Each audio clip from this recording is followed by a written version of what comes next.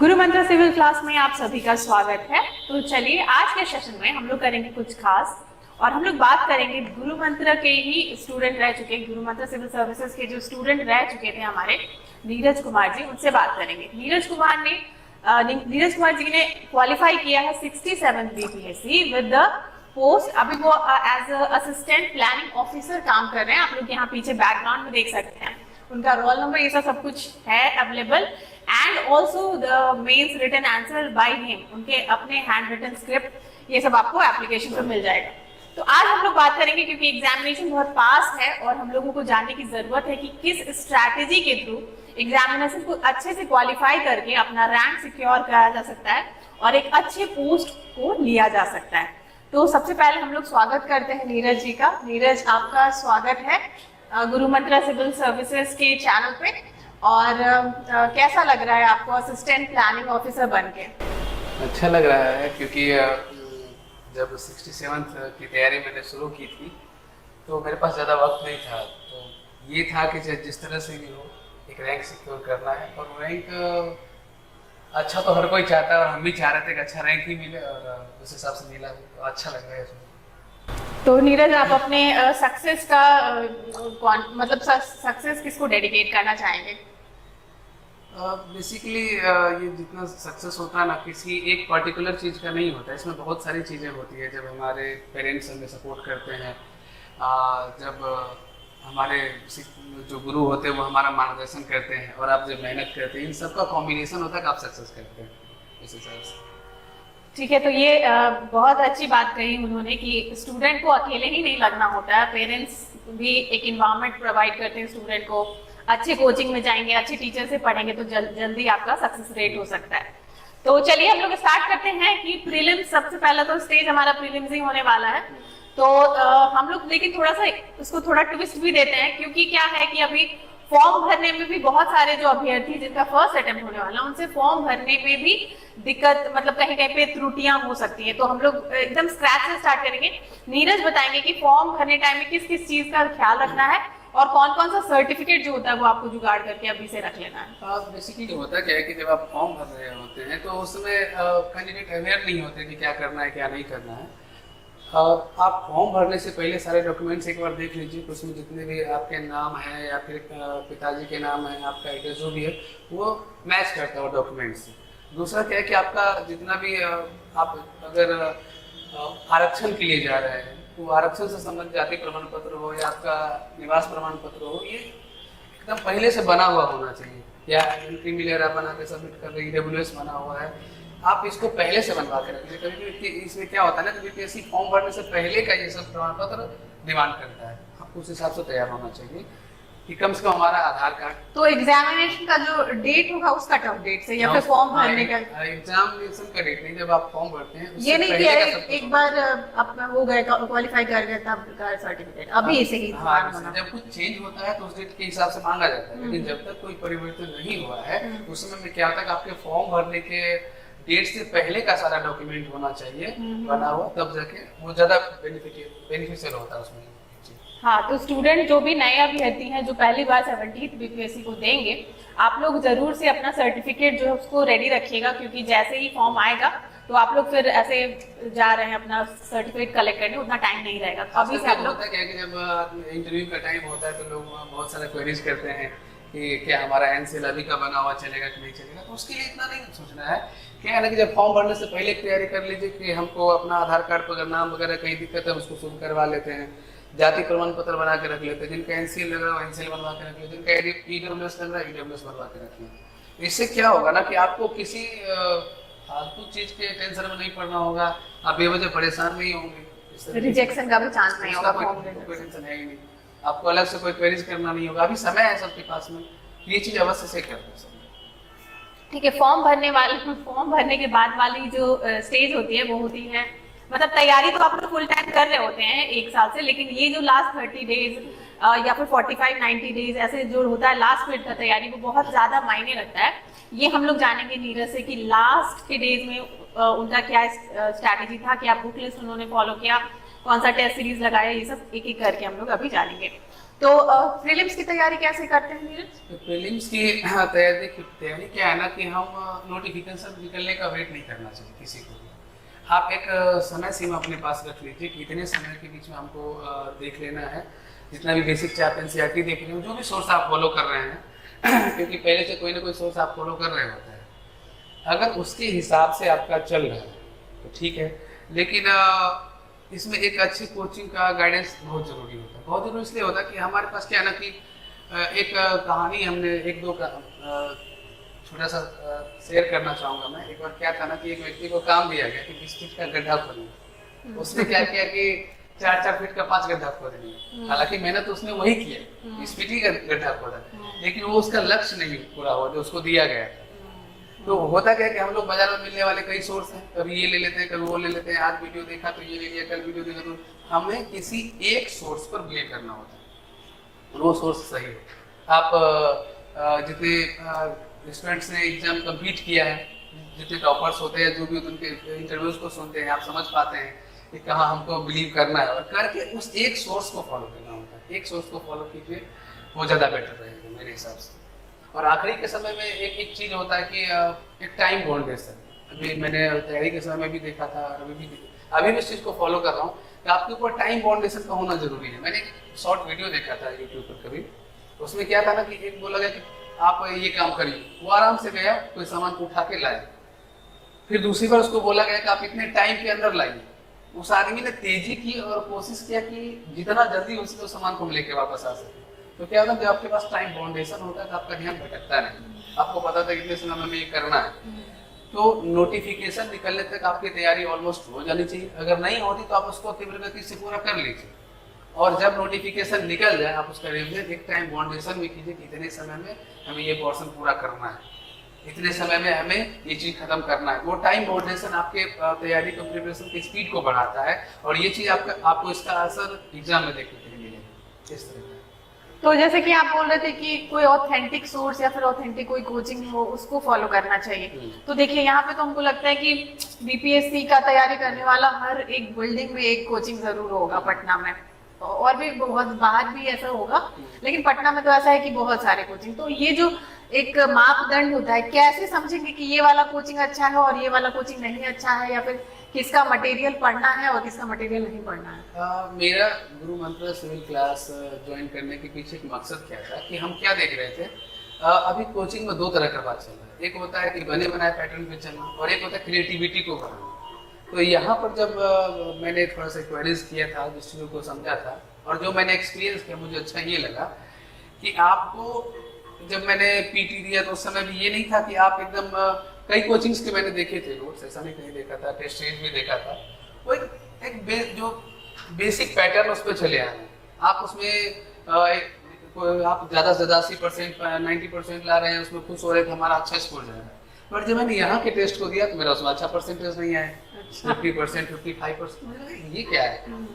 जब मैंने प्रश्न को देखा, उसका विश्लेषण किया, तो ये लगा कि आप बने बनाए पैटर्न में तो चल के वहाँ जो प्रश्न नया आ जाएगा एकाएक, उसको ओवरटेक नहीं कर सकते, उसको हैंडल नहीं कर पाइए। लेकिन जब आपके पास क्रिएटिविटी एक स्तर तक रहेगा तो जो प्रश्न आपने नहीं भी पढ़ा है, आप उसको कैसे ऑप्शन एलिमिनेट करना है, कैसे ऑप्शन को सिलेक्ट करना है, ये ज़्यादा अच्छे से समझ पाते हैं। तो मुझे लगता है कि एक ऐसा चुनना चाहिए या एक ऐसा कोचिंग सिलेक्ट करना चाहिए जो आपकी क्रिएटिविटी को बढ़ाए, तो ये ज़्यादा बेटर है। मैं इसकी चर्चा आगे भी मेंस की जब बात आएगी, क्योंकि मैंने मेंस में भी देखा तो वहाँ भी मैं इसकी चर्चा करूँगा कि किस हिसाब से क्रिएटिविटी को बढ़ाया जा सकता है, किस हिसाब से गुरु मंत्रा सिविल क्लास ने मेरी क्रिएटिविटी को बढ़ाया कि जिस चीज़ को मैंने नहीं भी देखा, केवल 2-4 सोर्स को देखा, उसमें भी कितना फायदा। मैं मेंस की जब बात होगी तो उसमें भी चर्चा करूँगा इस चीज़।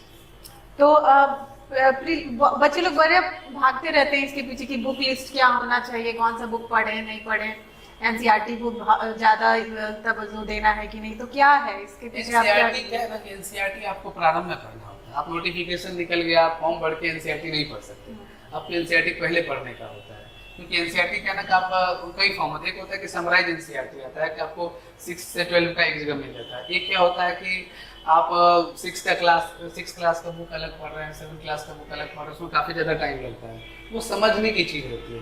लेकिन जब आप अब चूंकि हमारे पास 17वीं के जितने भी स्टूडेंट होंगे जो अपियर होंगे एग्जाम में, उनके पास क्या है कि लिमिटेड टाइम है, 17 नवंबर को संभवतः उनका एग्जाम है, तो वो उनके पास उतना समय नहीं है। अब आप जितना पढ़ चुके हैं उसको अधिक से अधिक रिवाइज कीजिए। आप ये देखने का कोशिश कीजिए कि कौन सा चैप्टर हमारा पूरा हो चुका है, कौन सा चैप्टर बाकी है, उसके हिसाब से तैयारी कीजिए। जो चैप्टर बचे हुए हैं उस पर ज़्यादा फोकस कीजिए, जो आपने कंप्लीट कर लिया है उसका अधिक से अधिक रिविजन कीजिए। यही कर सकते हैं आप। अभी इतना टाइम है नहीं कि हम एनसीईआरटी को फिर से पढ़ें देखें। जहाँ भी आपका जो सोर्स है ज़्यादा सोर्स में बदलाव ना करें, जो सोर्स है उस पर अटैच रहें और उसको अधिक से अधिक रिविजन करें। और खास करके 67वीं, क्योंकि मेरा सिलेक्शन 67वीं में हुआ, उसके बाद 68वीं और 69वीं के क्वेश्चन पेपर्स को भी मैंने नज़दीक से देखा है, एनालिसिस किया है, तो ये लगा कि जो पैटर्न 67वीं में था उसमें ज़्यादा नहीं लेकिन एक परिवर्तन किया गया है। परिवर्तन ये किया गया है कि पहले हम कुछ वन लाइनर टाइप के क्वेश्चन ज़्यादा होते थे, पर अब क्या हो गया कि आपको डीप एनालिसिस वाले क्वेश्चन ज़्यादा होते हैं। तो अब क्या है कि आप रट के ज़्यादा नहीं जा सकते, रटिए, वो रटना भी ठीक है, बट रटने के साथ साथ आपको एक जो अपेक्षित होता है कि आप एनालिसिस करके पढ़िए, डीप डाउन पढ़िए, वो जरूरी होता है। तभी आप चयन कर पाएंगे 4 आंसर्स में से, छांट पाएंगे कि कौन सा सही है, कौन सा गलत है। क्योंकि ऐसे क्वेश्चन आते हैं दोनों सही है, तीनों सही है, उसके लायक बुद्धि तभी हो पाएगी जब लोग डीप एनालिसिस करके पढ़ेंगे। तो आपने जिस चीज़ को पढ़ा है कोशिश कीजिए, सोर्स से ज़्यादा सोर्स बदलेंगे तो स्वाभाविक है वो चीज़ नहीं आ पाएगा। एक सोर्स को पढ़िए, जो कमी है उसको पूरा करने का प्रयास कीजिए।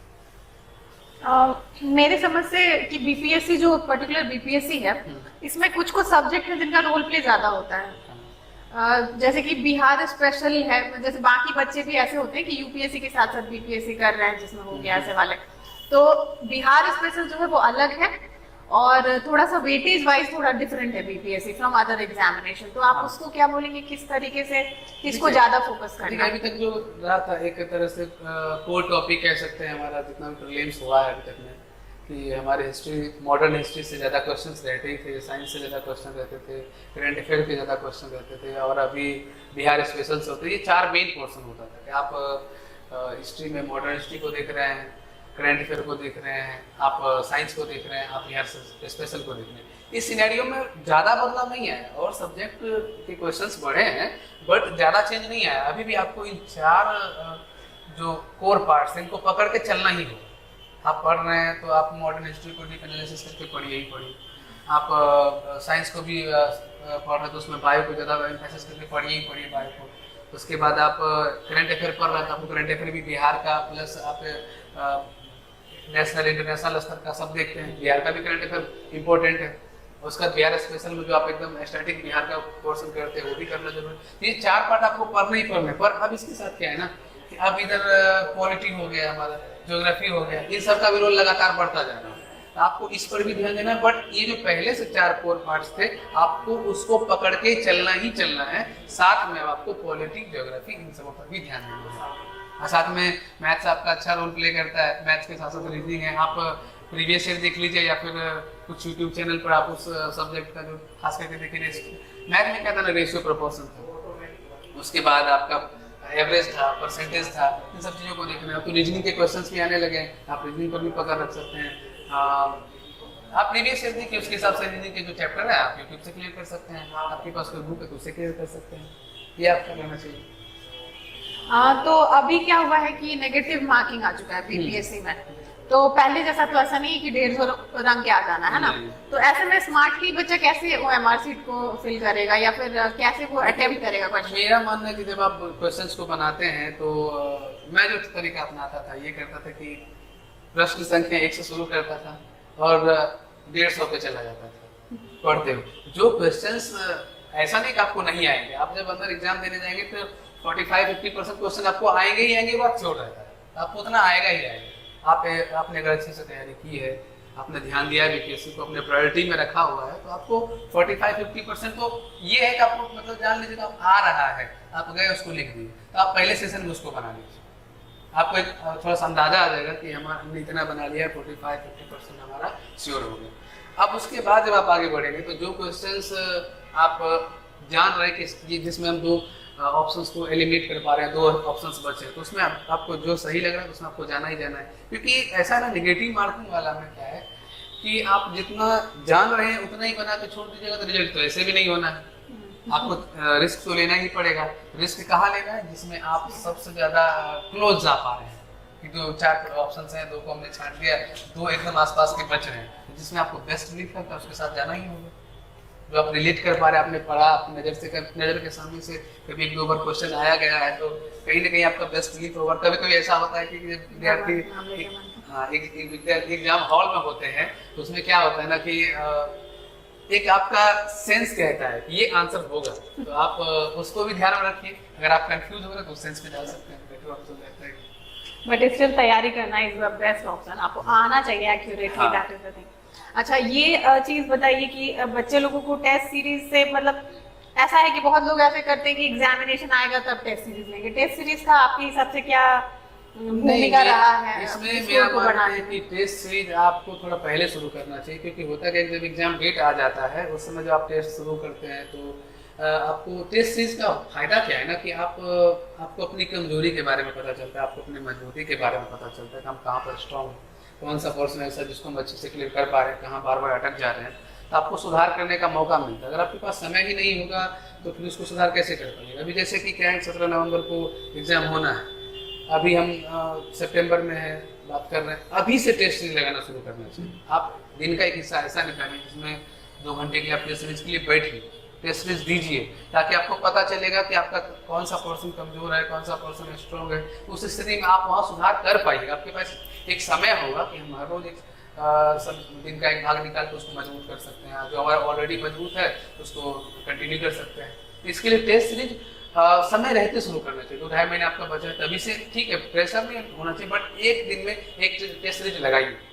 वो क्या होता है ना, आपको एग्जाम की तरफ, एग्जाम के माहौल में लेके जाता है, आप रोज फील करते हैं। हालांकि मैंने जहाँ तक देखा है कि थोड़ा सा स्टूडेंट में भय रहता है कि टेस्ट सीरीज देंगे नंबर कम आ जाएगा, मोटिवेशन डाउन हो जाएगा, पर वो बात नहीं है। आप टेस्ट सीरीज दीजिए, मोटिवेशन डाउन नहीं होता है, आपको अपनी कमजोरी पता चलता है। अगर आप कमजोरी स्वीकार करने के लिए तैयार हैं तो मोटिवेशन डाउन नहीं करेगा, बल्कि वो आपके तैयारी को और बूस्ट करेगा। क्योंकि अभी आपके पास 2-2.5 महीना समय है, 2 महीना समय है, मोटिवेशन डाउन भी होगा तो आप उसको ठीक कर लीजिएगा। बट जब आखिरी समय में पता चलता है नहीं होता है, वो आपके मोटिवेशन को हमेशा के लिए डाउन करेगा, आप अगली बार तैयारी करने लगेंगे। तो बेटर होगा कभी 2 महीना समय है, अभी से टेस्ट सीरीज लगाइए, दिन में एक टेस्ट सीरीज लगाइए। आप एनालिसिस कीजिए कि आपका कौन सा आंसर पार्ट है जिसमें आपने सटीक आंसर दिया और वो सही हो गया, तो उसको कंटिन्यू कर दीजिए, और जहाँ कमी लग रहा है उसमें सुधार कर लीजिए। बस इसीलिए मेरा मानना टेस्ट सीरीज अभी से शुरू किया। ठीक है, तो मेरे ख्याल से प्रीलिम्स के लिए तो इतना सारा आपका जो बहुत अच्छा सजेशन है बच्चे लोग फॉलो करेंगे और क्वालिफाई करेंगे। अब हम लोग चलते हैं थोड़ा मेंस की तरफ, क्योंकि प्रीलिम्स तो जस्ट फिल्टरिंग आउट वाला प्रोसेस है, मार्क्स या फिर मेरिट जो बनाएगा वो मेंस है, तो हम लोगों को उस पर भी ज्यादा जोर देना चाहिए। और मेंस जो है वो पूरा गेम है आंसर राइटिंग का।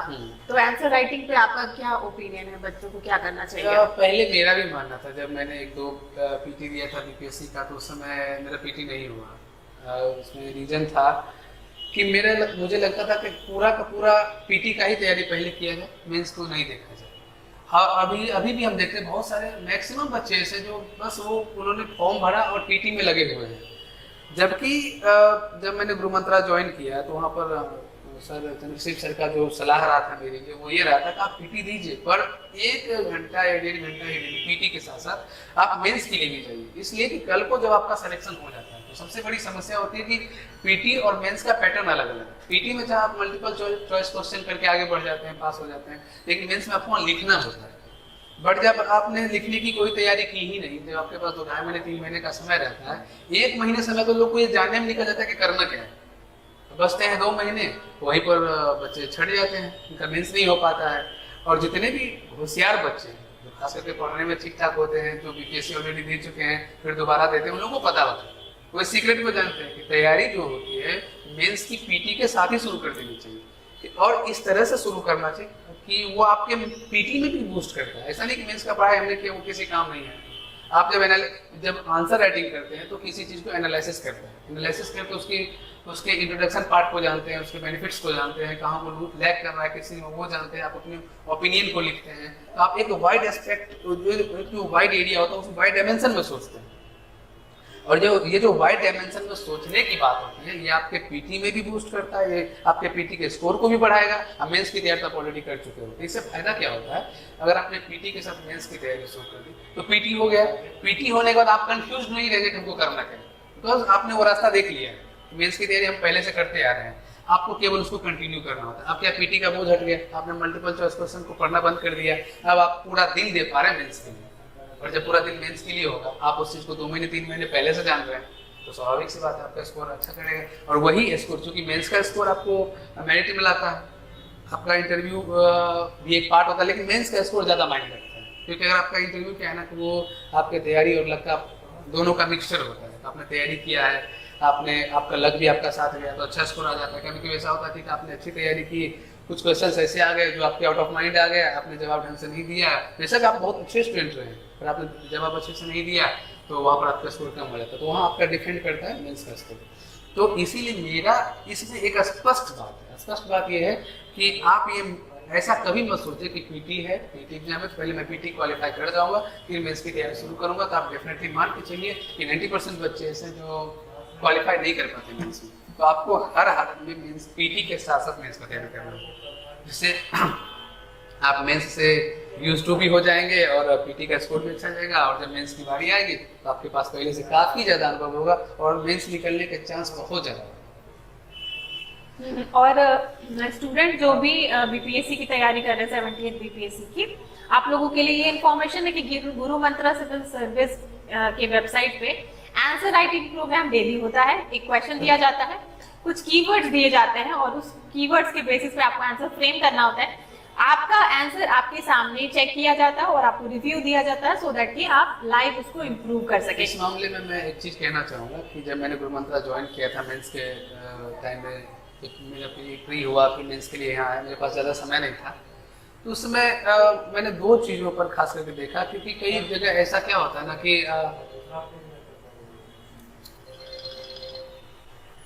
हम मेंस लिखते हैं, कई जगह मॉडल आंसर्स मिलते हैं, आप मॉडल आंसर लेते हैं, उसको पढ़ लेते हैं, फिर मेंस लिख देते हैं। कॉपी आपने भेजा कोचिंग्स में 5-5, 6-6 दिन, 7-7 दिन टाइम लग जाता है, 10 दिन टाइम लग जाता है उधर से रिव्यू आने में। तो उसमें हमको पता नहीं चल पाता 10 दिन तक कि हमारा क्या पार्ट कमजोर रह गया, क्या पार्ट स्ट्रॉन्ग रह गया, कम्युनिकेशन गैप हो जाता है।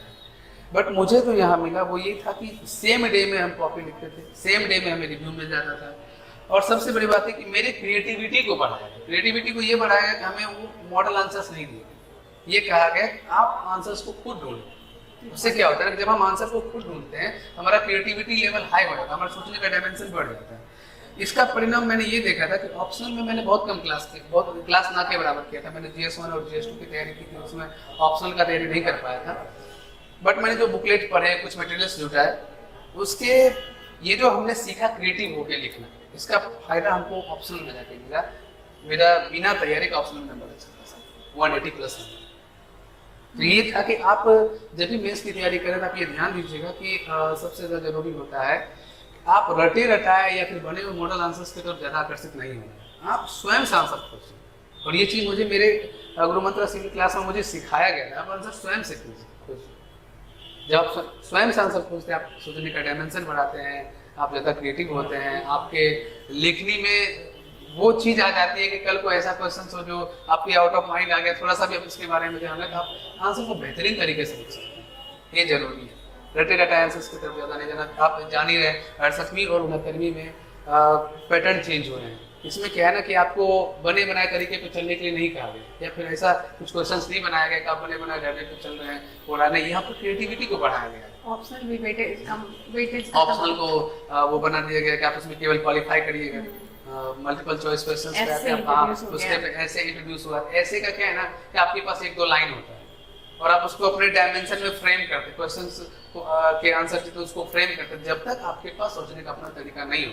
क्योंकि जितने भी 70वीं के दे रहे हैं, ऑलमोस्ट सबने 67वीं 68वीं 69वीं का क्वेश्चन पेपर देखा ही होगा, और प्रीवियस ईयर देखना भी चाहिए। जितने भी इसका तैयारी कर रहे हैं, आप प्रीवियस ईयर का क्वेश्चन जरूर देखिए, चाहे वो प्री का हो, मेंस का हो, आप देखिए, क्योंकि उससे आपको अंदाजा आ जाए कि कैसे आपसे क्या डिमांड करता है और आप किस स्तर पर हैं, आपका कोचिंग उसको किस स्तर तक पहुंचाने का प्रयास कर रहा है। तो आप प्रीवियस ईयर तो देखिए ही देखिए, उसमें आपने देखा कि जैसे नया ऐसे पेपर इंट्रोड्यूस हुआ है, 3 पार्ट में ऐसे देता है, उसमें अब 2 पार्ट ऐसे नेशनल और इंटरनेशनल लेवल की भी बातें होती है, और एक पार्ट आपका तीसरा ऐसा जो आपके एकदम जमीनी स्तर पर बात होती है।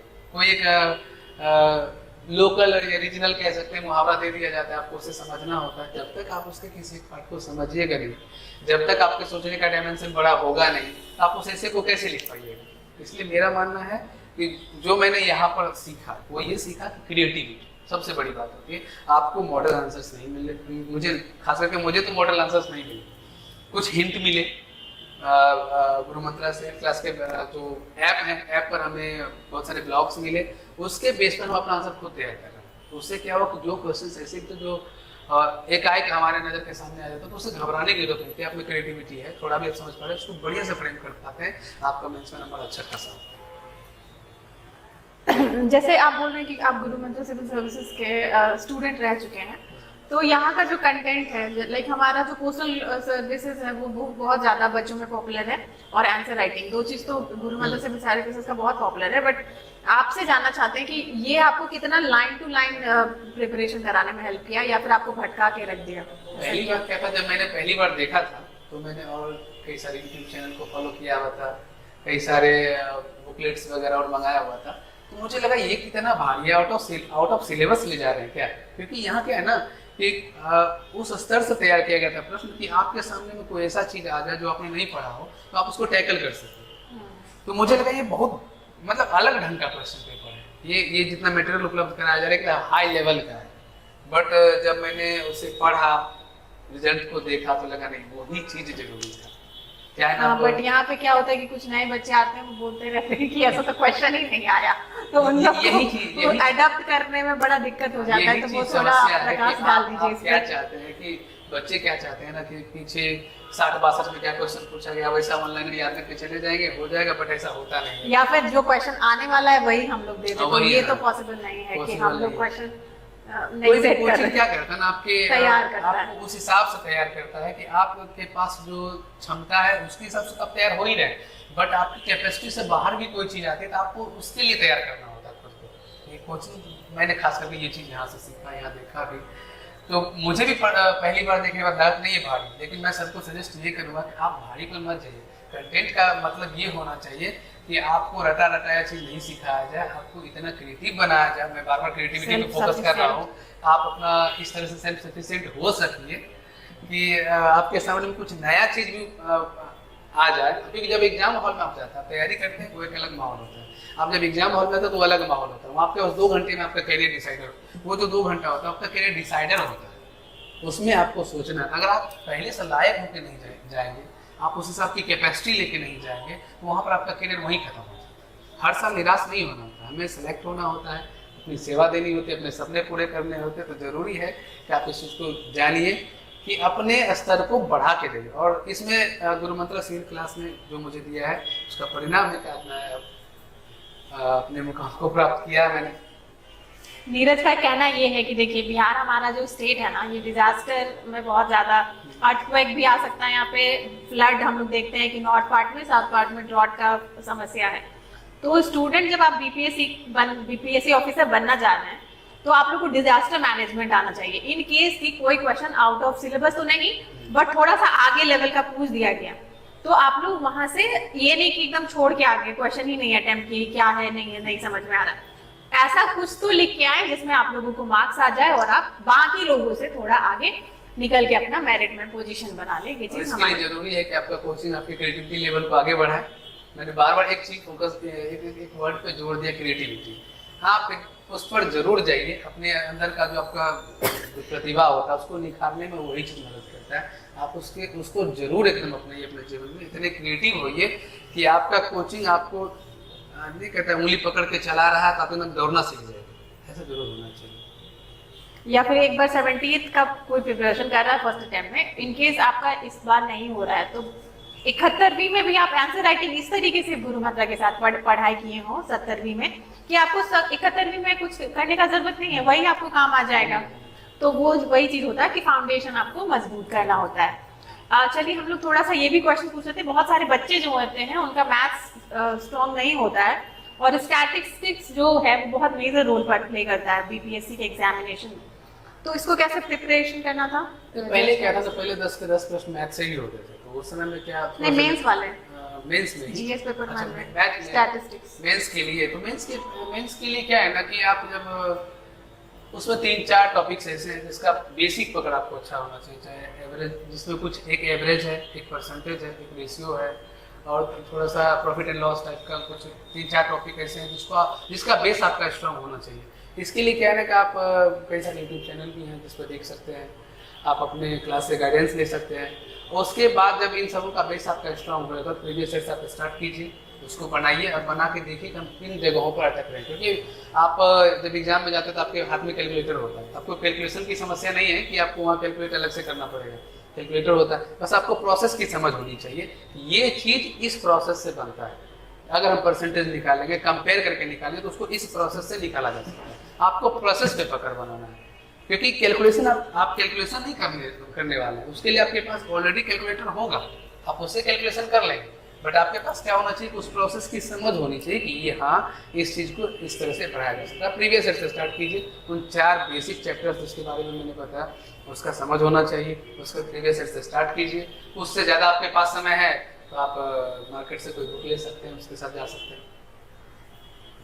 तो आई थिंक नीरज ने बहुत अच्छे स्ट्रैटेजीज आप लोगों के साथ शेयर कर दी हैं, और आप इन स्ट्रैटेजी से एटलीस्ट प्लानिंग ऑफिसर तो बन ही जाए, इससे अच्छा भी कर सके अगर आप लोग टाइम रहते हैं, अच्छा से प्रिपरेशन करते हैं। तो अभी हम लोग थोड़ा सा मोटिवेशनल बात करेंगे कि जैसे कि नीरज का ट्रेनिंग चला है बीपार्ड में, और भी बहुत जगह इन्होंने एक्सपोजर लिया होगा एज अ ऑफिसर।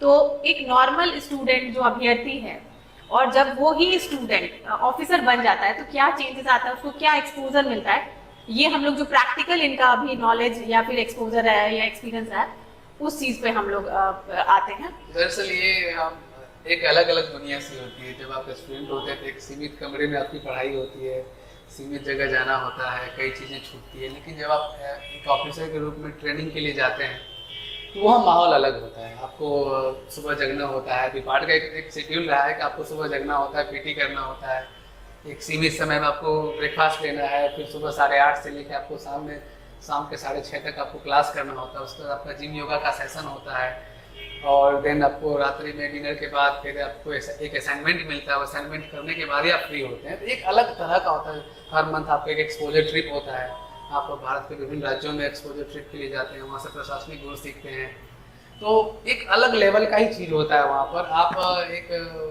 ये कहिए कि जिस माहौल में अभी रह रहे हैं उससे एकदम सरप्राइजिंग अलग माहौल फील करने वाले हैं इसके बाद ट्रेनिंग के दौरान। तो ये काफी अच्छा रहेगा, ये नहीं कि हम लोग प्रिपरेशन कर रहे हैं फिर अगले साल प्रिपरेशन कर रहे हैं और फिर प्रिपरेशन करते रह जा रहे हैं। टाइमली अच्छे जगह अच्छे संस्थान से जुड़िए, इनकेस आपके पास नहीं हो गाइडेंस तो, और अगर सेल्फ सफिशिएंट है तो आप खुद से घर बैठे भी तैयारी कर सकते हैं। इनकेस नहीं है तो वही चीज आपको फॉलो करना है जो नीरज ने कहा है कि ऑथेंटिक चीजों पे भरोसा करेंगे।